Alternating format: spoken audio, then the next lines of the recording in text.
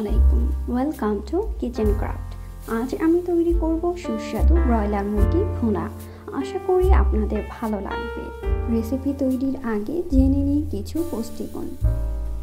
100 গ্রাম মুরগির মাংসে রয়েছে 18 গ্রাম প্রোটিন। এছাড়াও রয়েছে vitamin C, thiamine, riboflavin, vitamin বি3, folate, vitamin B, vitamin A, vitamin E, vitamin D, vitamin K, calcium, potassium, sodium ও খনিজ।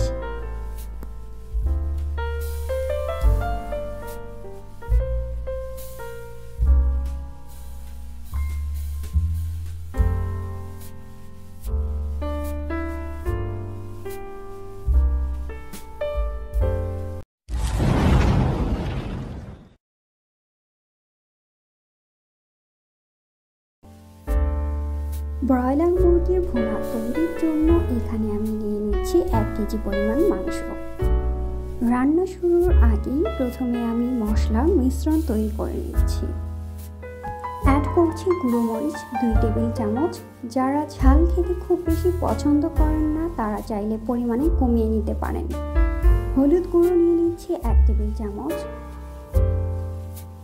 জিরা গুঁড়ো 1/2 টেবিল চামচ, ধনিয়া গুঁড়ো 1/2 টেবিল চামচ, লবণ নিয়ে নিচ্ছি পরিমাণ মতো, রসুন বাটা 1/2 টেবিল চামচ, আদা বাটা 1/2 টেবিল চামচ। অ্যাড করছি সামান্য পানি, ভালোভাবে মিশিয়ে রেখে দেব।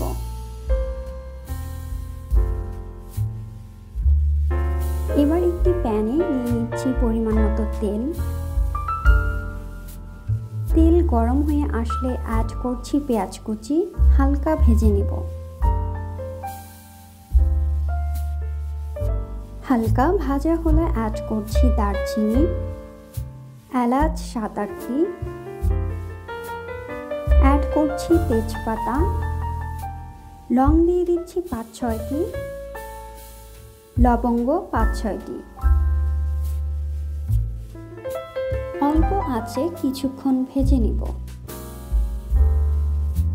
ভাজা হয়ে গেলে অ্যাড করছি আগে থেকে রেডি করে রাখা মশলার মিশ্রণ। মশলা দেওয়া হলে ভালোভাবে নেড়ে ঢেকে কষিয়ে নেব 5-6 মিনিট। মাঝে মাঝে অবশ্যই নেড়ে দিতে হবে, না হয় তলায় লেগে যেতে পারে। মশলা থেকে তেল আলাদা হয়ে আসলে এই পর্যায়ে অ্যাড করছি পরিষ্কার করে ধুয়ে রাখা মুরগির মাংস। মাংস দেওয়া হয়ে গেলে মশলার সাথে ভালোভাবে মিশিয়ে ঢেকে মিডিয়াম আঁচে কষিয়ে নেব 7-8 মিনিট।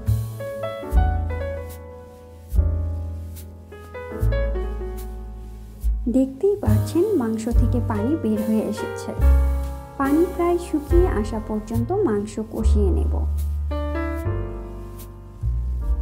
মাংস কষানো হলে এই পর্যায়ে অ্যাড করছি 1/2 কাপ পানি। মাংস প্রায় সিদ্ধ হয়ে এসেছে, তাই খুব বেশি পানির প্রয়োজন নেই। আপনারা অবশ্যই প্রয়োজন মতো পানি অ্যাড করে নেবেন।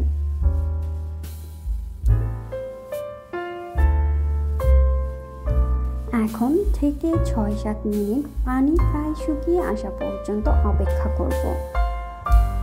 রান্না প্রায় শেষ পর্যায়ে অ্যাড করছি সামান্য গরম মশলা গুঁড়ো আর সামান্য পেঁয়াজ বেরেস্তা। সামান্য নেড়ে ঢেকে অপেক্ষা করব আরো 2 মিনিট।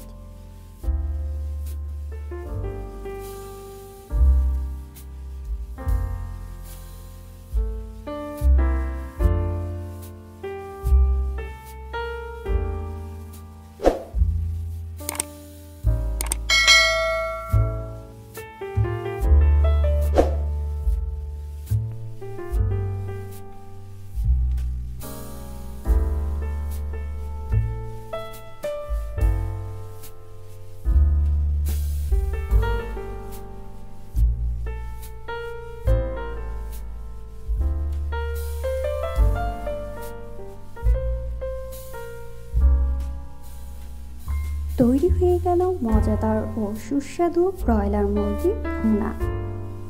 আমার রেসিপি ভালো লাগলে অবশ্যই লাইক, কমেন্ট এবং শেয়ার করে পাশে থাকবেন।